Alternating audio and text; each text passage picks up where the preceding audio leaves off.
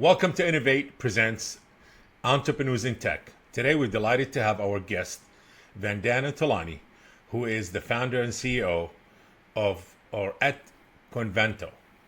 Am I right? Convanto? Yeah, that's right. That's right. Great. Vandana, thank you for joining us today. And could you start by, if you don't mind, introducing yourself and providing us with some insights on your background and expertise? Sure. First of all, thank you, Bob, for having me on your podcast. My pleasure. The day you had sent a message on LinkedIn, I was very touched that somebody wants to call me for a podcast, and maybe seeing my work is a little bit impressed about it. So that was Yes. really nice of you. And I'll just start with my background. I was in Singapore and Jakarta for 15 years. Here I headed my own family office fund. This is my 10th year in India. I did investments, then I went back to advisory. I'm connected with 400 plus global investors. We pick up global deals as well as Indian deals. In total, we have helped 220 companies in 45 countries with fundraisers. I've given a 350 plus talks. They are listed on my website. I've helped 5 VC funds with fundraisers. I'm top 10 women leaders in wealth management, Woman Entrepreneur of the Year 2021 2023. World Women Congress has awarded me to be a global woman leader. Hindustan Times, Gurgaon Times, Times of India, newspapers like these have covered me up. So, Times of India has covered me up to be one of the 15 dynamic entrepreneurs of 2023. Hindustan Amazing. Times covered me up on National Startup Day. Gurgaon Times covered me up on Republic Day, my entire story. And that was the whole thing. And Dr. Kiran Bedi has awarded me to be the best financial institution in supporting startups in India. And there is a Bollywood actress that awarded me recently to be one of the pioneering women leaders in investment banking space. Wow, there's so much to talk about. Amazing. I mean, just before we get into it, how do you find time being involved with so many different projects, so many different positions? You're involved in many things. Yeah, yeah. Uh, Actually, I'm very passionate about giving back. One of my goals is to always be on podcasts, always be on uh, you know I'm always there on college events. I feel like giving back, and if somebody gets inspired by me and turns into an entrepreneur, it will be good. I do a lot of time management. So initially, when my kids were small, it was difficult. But now, Yes. my daughter is in Germany, and she works for a Swiss company. She's supporting her own education. My son is going to college. He's doing psychology. So Yeah. once they are settled, there is little bit more time. But uh, you know, I always keep myself busy, and I do a lot of time management from morning to night. I'm awake till almost 1 2 o'clock because I cater to USA and UK clients, and then I'm up Yes. again at 5:36. And then sometimes there are days when, because of this schedule, the sleep doesn't come. So those days I'm, You know, I could relate to that. I could definitely relate to that. yeah, But at least now, the kid's out of the house, so you get some rest. It's like, you know what, today yeah, I'm going to sleep a little late or take a nap. yeah, Definitely, you need that. yeah, But yes, when you're passionate about something, you don't feel being tired because you're excited. You're always doing the things that you're passionate. I love doing, and you see the growth. yeah, yeah. I don't feel tired because I'm always doing work which I love, and so there are days when I have to go far away to give talks and all, like offline talks, and then when I come back, people ask me, "You're not tired?" I'm like, "No, I really enjoyed my work. I'm quite fresh. I can do one more talk and stuff like that." So that's about it. Amazing, amazing, amazing. Vandana, let's talk about your investment and your advisory roles. That you are an investor and also an advisor investor, and you also an advisory roles also, Yeah, different companies, and you're also involved in startups.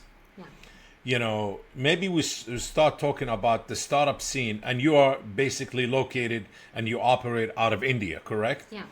So let's talk about the startup scene, the startup tech scene, AI. I know India always been one of the leading countries from since many many years ago. When you want a project, anything to do with technology, always go to India, Mm. and a lot of the lead Indian tech in the states are all come from India. A lot of them are Indians, which is amazing. Yeah. And let's talk about the startup scene there. How do you see it? The growth, the competition, the success, and I don't like to use the word failure, but failure sometimes you could use it in a positive way as a learning curve always. Yeah. Yeah. So, let's talk about your vision in the startup scene there and your involvement in certain startups in India. So, firstly, there are a lot of unicorns that have come up in India. The startup ecosystem is really doing great. The funds in India have a lot of capital. They are investing heavily in startups in India and abroad. So, essentially, you know, we already are reaching, closer to Silicon Valley, and I Wow. think we already call some of our cities Silicon Valley of India because they have all the tech startups. So, like Bangalore, Which one is the main tech startup cities in India that you would Bangalore say? is called the yeah, Bangalore. Bangalore is called Silicon Valley. Hyderabad is called, Silicon Valley because there are a lot of tech startups there. Of course, Delhi and Mumbai have a lot also, but Bangalore is Mumbai. mostly called the tech thing. Uh, Everything Oh, technological is mostly you'll find in Bangalore and Hyderabad. okay. Very interesting. Okay. Oh, so yeah, let's dive into the tech scene, well, the tech startup scene in India. So, there are a lot of health tech startups, fintech startups, consumer tech startups that have come in. We have a lot of ed tech startups. Technology, we are catching up with technology. We have done a lot of AI startups already. To give you a used case, we also have a health startup where we are working very closely with, where what they do is they test the saliva of students, CEOs, CFOs, and do a psychometric test and derive a career path. And all the lab test and everything is in India. So, these kind of startups have come up. Healthcare AI startups have come up. We are very forward in consumer tech, D2C brands. So I think we are catching up as well, and deals are happening all the time. There's a lot of capital um, in the there's a lot of capital in the Indian VC ecosystem space. We have new funds coming up all the time, and people actually are diverting now. There is a gift city in India, which is like the Dubai free zone. Similar to that, there's a gift city in India, which is a tax-free zone in Gujarat, and all the multinational companies, the international funds are setting up funds there because it is going to be a tax-free zone of India. It is called Gift City. So if you see big Interesting. funds from Singapore have set up their offices there. From Dubai, people have set up offices there. So now no more people are making a holding company in Singapore or Dubai. It's very very global. It's very global. They're very global. What startups you personally involved in or invested? Because you're also an angel investor. Am I right? So I was investing up to COVID period. Then I stopped investing. Then I went back to mostly helping startup get investments. That's how I've helped 220 startups in 45 countries. But my personal preference is health tech because I feel that's solving a larger problem like health, especially anything related to cancer, anything related to lifestyle diseases like the diabetes. Here in India, if you know that there's a lot of Ayurvedic stuff that has come up, natural Ayurvedic. Ayurvedic is a natural science medicine wherein you don't have to take medicines, allopathic medicines, but you take herbal Yeah, medicines like turmeric, like ginger. Medicines are made up of natural herbs. So yeah, more of a holistic kind of holistic, approach. yeah, holistic. Yeah. There are many naturopathy centers. You will find a few in Bangalore. You will find a few closer to Delhi where people from abroad come in. I have a friend in USA. She's an investor, and she says, I bring my parents to naturopathy centers in India to get treated because naturally people get treated by doing exercises like yoga, by having Ayurvedic tablets. So I think these are some of the places. I also do a lot of D2C brands. We do a lot of investments in there as well. So AI, robotics, automation, these are some of the things we look at. Interesting. Yeah. Very interesting. Now, when you were living in Jakarta, you involved in BSD family office. Yeah. And how did that shape and change your approach in the investment world and advisory? See, when you're at the board of a fund or a family office fund, you are yourself investing, so you look at startups differently. When you are, on the other side as an investment banker, you look at startups differently. Now, we did come across a lot of startups wherein people were utilizing money to buy a car, the investors' money. They were utilizing the money to treat cancer.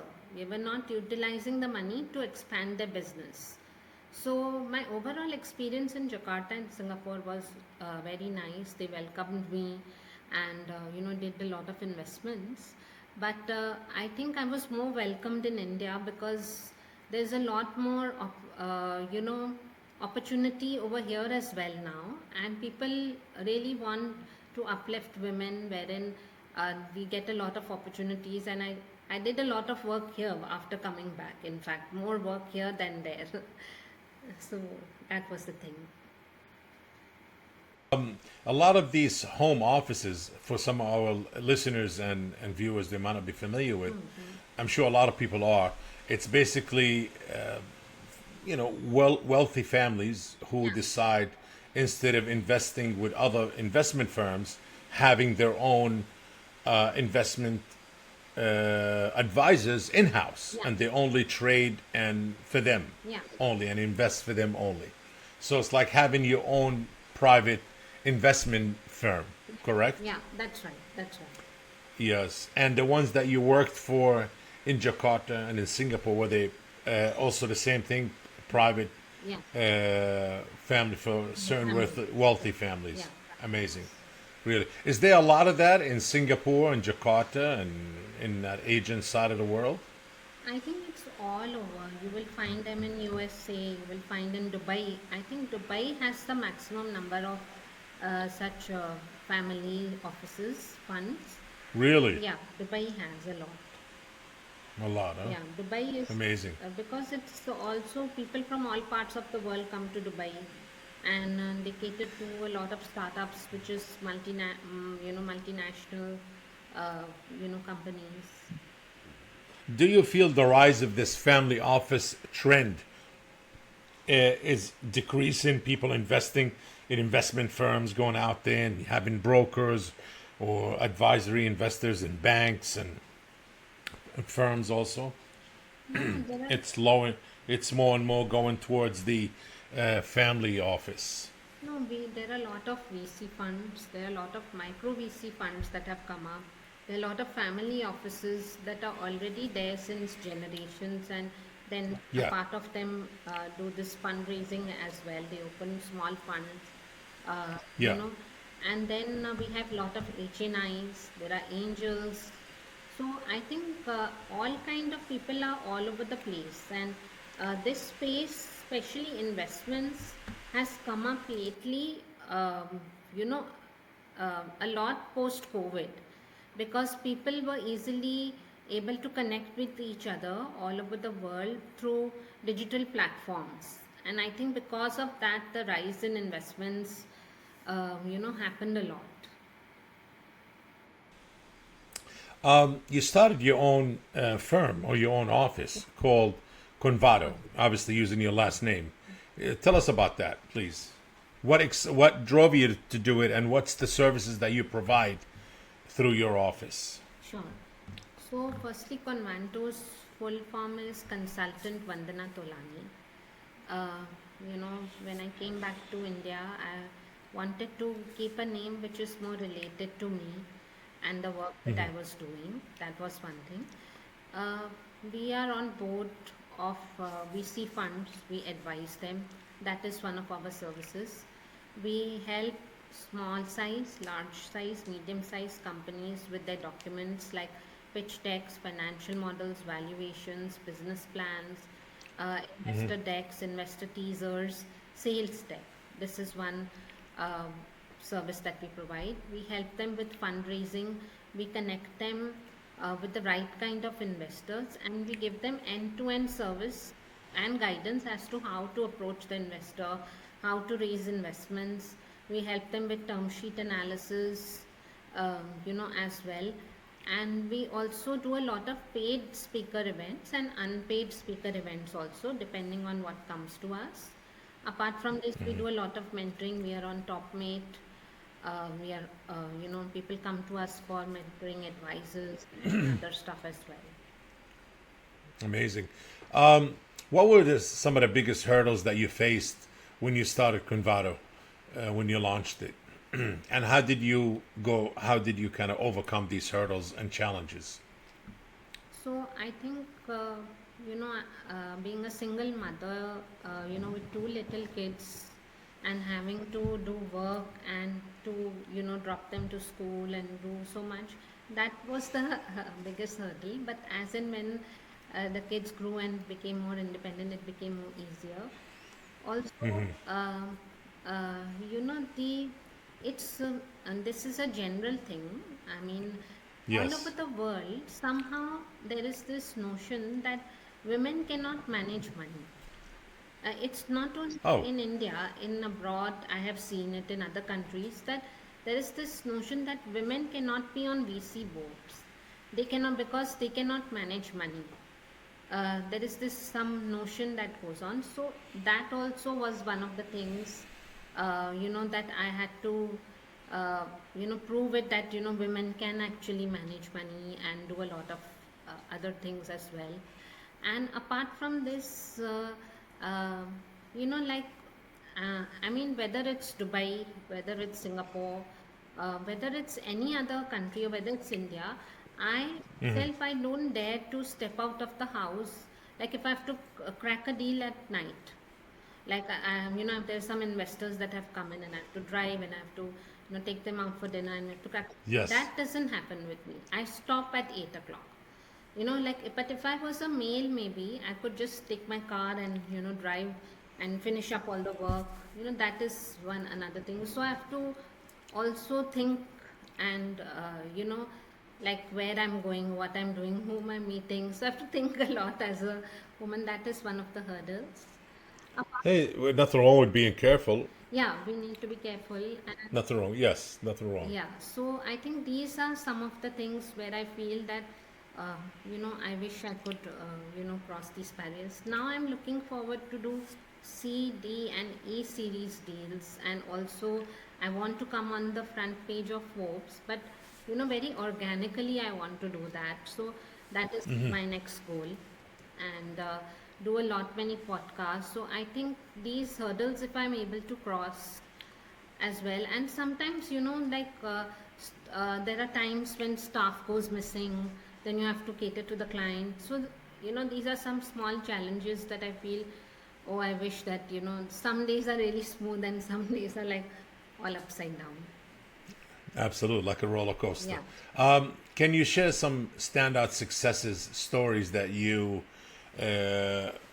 that you came across through your work at your own company, Convanto? Yeah, we do ticket sizes from 1 million to 100 million.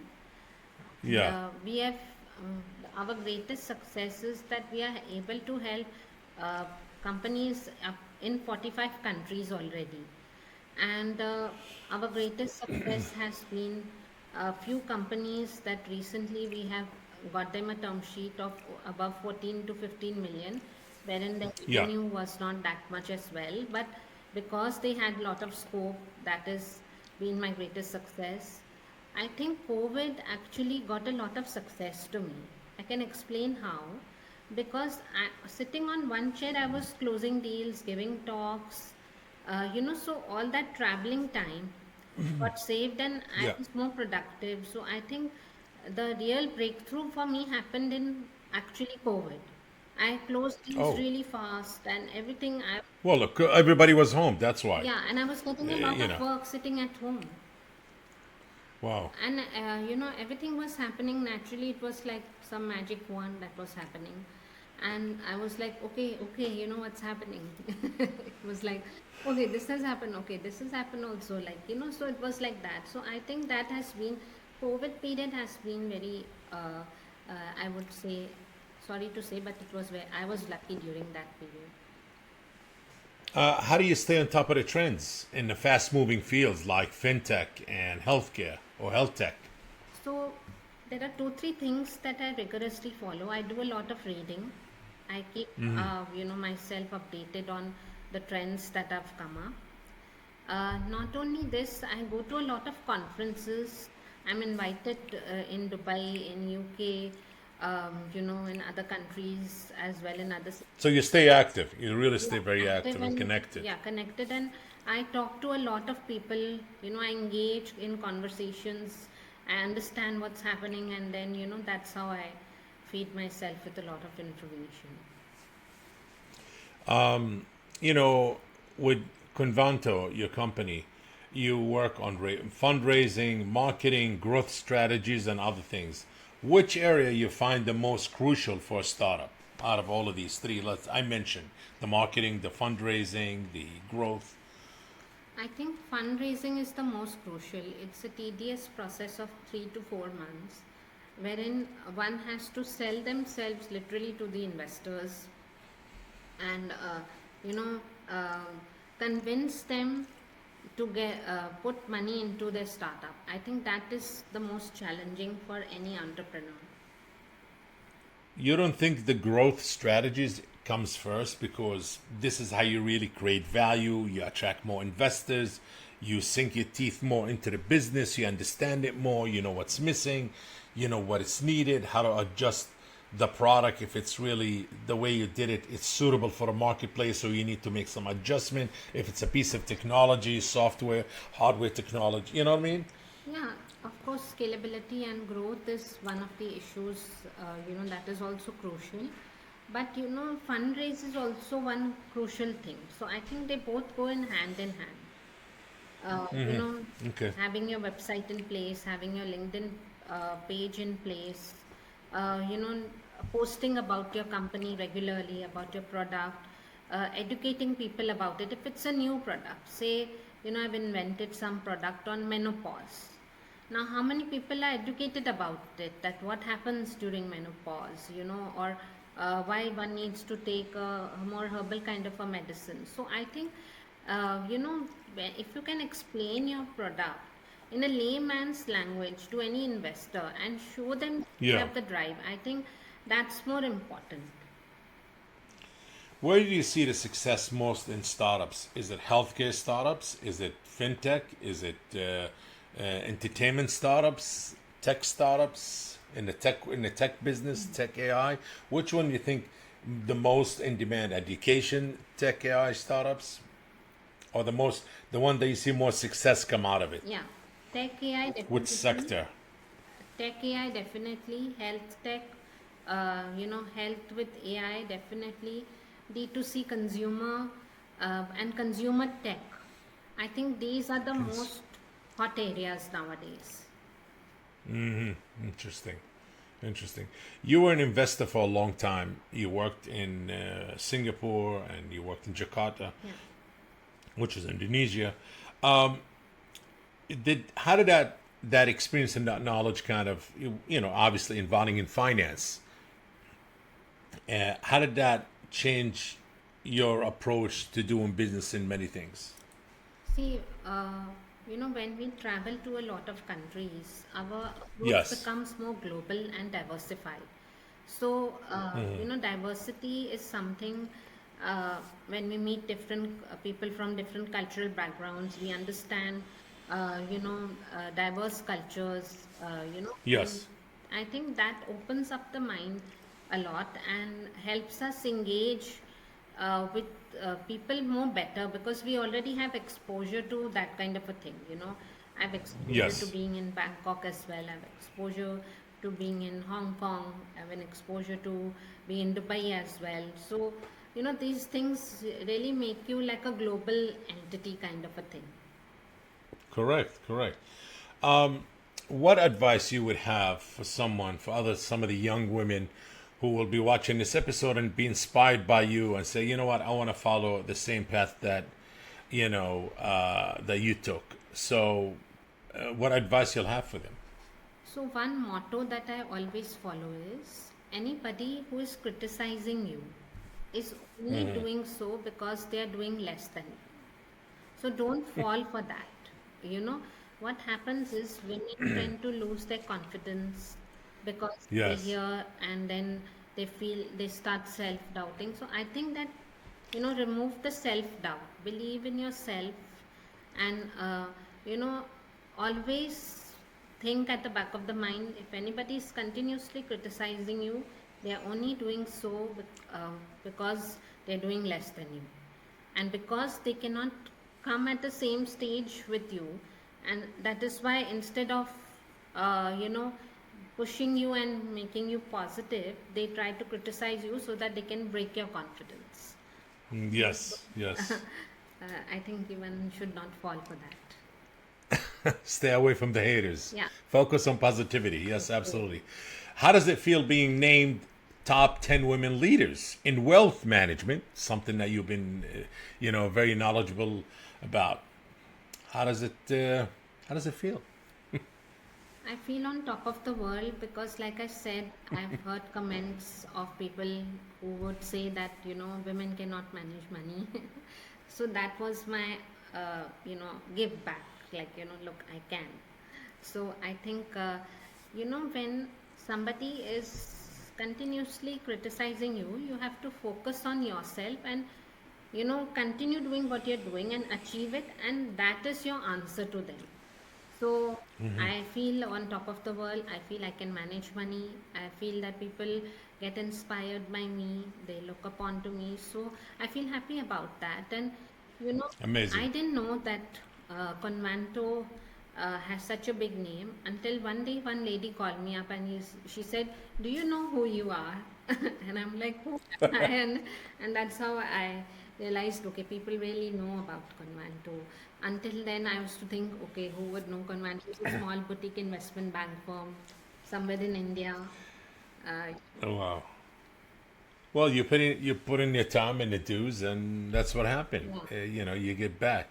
How do your role at Loyal VC fit into your doing with Convanto? So here on, I'm on board of Loyal VC Fund as an advisor, which is a Yes. Canadian fund, and essentially, I'm very grateful to Loyal VC for having me on their board because that also gives me some kind of recognition. Oh, she's capable of doing things, and she's on board of advisors in a fund. So I think that has really helped me. And Loyal VC is actually a fund that really supports women. They have a lot of advisors as women, and women can actually become mentors on their board. So they have a lot of things in place, especially for women. So that's what I like about them, that they're very supportive. Uh, Yeah. and they are all over the world as well. They are a global entity. So that's also, I think, my gratitude to them as well. Looking ahead, what's exciting? What are you excited about in Convanto future? And is there any new opportunities or trends you're particularly interested in or working on? Yeah, I'm very excited about bringing Convanto to a very global level where, even at Silicon Valley, people are talking about it. And, when people sit in aircrafts, there's a magazine that comes out and it's about Convanto. So, and they say, oh, I know this woman. I met her here. So I think that is what is, there's a saying that people should talk about you, that hey, I know this person, I met this person, and this is what I received. So I think that is my biggest thing that I look forward to. And of course, I want to be all over the world, heard on different radio stations, TV channels, everywhere. And I think wherever I can give away my knowledge, and somebody can get inspired and do the same thing, I think that is when my real success will be there. Amazing. Well, Vandana, I have to say, thank you very much for joining us today. It's very insightful and I would say liberating and motivating. And I love your advocacy for women in tech and in leadership in India and everywhere in the world. Thank you for joining us today at Innovate Presents Entrepreneurs in Tech.